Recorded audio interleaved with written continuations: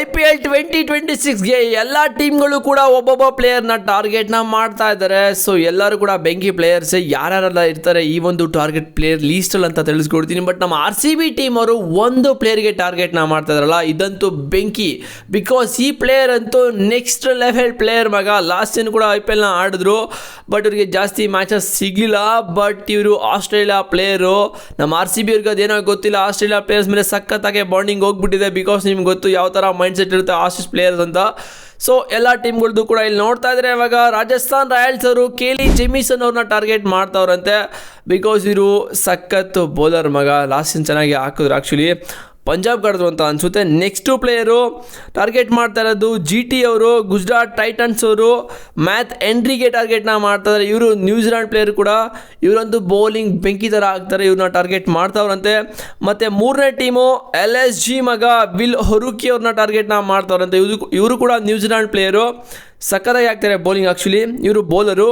And Punjab ಅವರು Cooper ಕೊನಲಿಗೆ ಟಾರ್ಗೆಟ್ನ ಮಾಡ್ತಾರೆ. ಇವರು Australia player, left arm spin. ಮತ್ತು ಅಂಡರ್-19 ವರ್ಲ್ಡ್ ಕಪ್ಪಲ್ಲಿ ಕೂಡ ಆಡಿದ್ದು.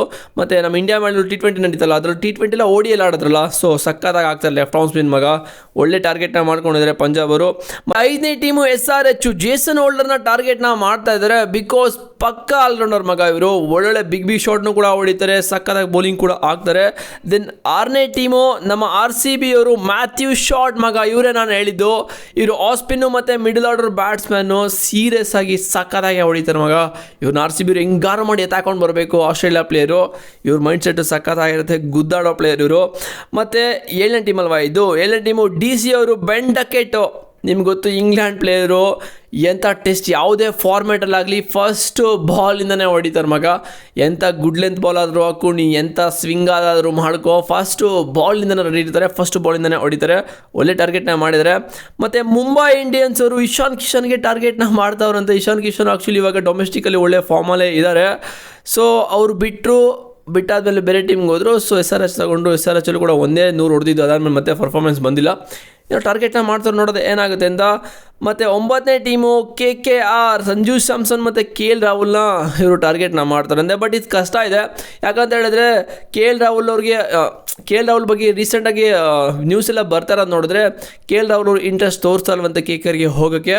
ಸೊ ಅದಕ್ಕೋಸ್ಕರ ಡೆಲ್ಲಿಲೇ ಉಳ್ಕೋತಾರೆ ಅಂತ ಏನೋ ನ್ಯೂಸ್ಗಳು ಬರ್ತಾ ಇದೆ, ನೋಡೋದು ಏನಾಗುತ್ತೆ ಅಂತ. ಮತ್ತು 10ನೇ ಟೀಮು ನಮ್ಮ ಪಕ್ಕದ ಮನೆಯವರು CSK ಅವರು ಕೆಮ್ರಾನ್ ಗ್ರೀನ್ಗೆ ಟಾರ್ಗೆಟ್ನ ಮಾಡ್ತಾವ್ರಂತೆ. ಬಿಕಾಸ್ ಕೆಮ್ರಾನ್ ಗ್ರೀನ್ ಅಂತೂ ಸಖತ್ ಪ್ಲೇಯರು, ಉದ್ದ ಇರೋ ಪ್ಲೇಯರು. ಬ್ಯಾಟಿಂಗಲ್ಲೂ ಕೂಡ ಉದ್ದ ಹೊಡಿತಾರೆ, ಬೌಲಿಂಗಲ್ಲೂ ಕೂಡ ಜೋರು ಕೂಡ ಹಾಕ್ತಾರೆ. ಸೊ ಇದು ಎಲ್ಲ ಟೀಮ್ಗಳು ಟಾರ್ಗೆಟೆಡ್ ಪ್ಲೇಯರ್ಸು. ನಮ್ಮ RCB ಯಾವ ಥರ ಟಾರ್ಗೆಟ್ ಮಾಡಿದೆ, ಒಳ್ಳೆ ಪ್ಲೇಯರ್ನ ಟಾರ್ಗೆಟ್ ಮಾಡಿದ್ಯಾ, ಮತ್ತು ಬೇರೆ ಟೀಮ್ಗಳು ಯಾವ ಥರ ಥಿಂಕ್ ಮಾಡ್ತಾ ಇದ್ದಾರೆ, ನಿಮ್ಗೆ ಏನು ಅನ್ನಿಸ್ತು ಈ ಒಂದು ಟಾರ್ಗೆಟೆಡ್ ಪ್ಲೇಯರ್ಸ್ ಬಗ್ಗೆ ಅಂತ ಕಾಮೆಂಟ್ ಮಾಡಿ. ನೆಕ್ಸ್ಟ್ ವಿಡಿಯೋ ಏನು ಬೇಕು ಅಂತ ಕಾಮೆಂಟ್ ಮಾಡಿ ಬಾಯ್ಸ್. ನನಗೆ ಸಬ್ಸ್ಕ್ರೈಬ್ ಮಾಡಿಲ್ಲ ಅಂದರೆ ಸಿಂಪಲಾಗಿ ಹಾಕೊಳ್ಳಿ. ಡಿಸ್ಕ್ರಿಪ್ಷನಲ್ಲಿ ಟೆಲಿಗ್ರಾಮ್ ಲಿಂಕ್ ಇದೆ ಗಾಯ್ಸ್, ಹೋಗಿ ಜಾಯ್ನ್ ಆದರೆ ನಿಮಗೆ ಪ್ರತಿಯೊಂದು ಅಪ್ಡೇಟ್ ಸಿಗ್ತಾ ಇರುತ್ತೆ. ಸಿಗ್ತೀನಿ ನೆಕ್ಸ್ಟ್ ವಿಡಿಯೋದಲ್ಲಿ ಬಾಯ್ಸ್. C you.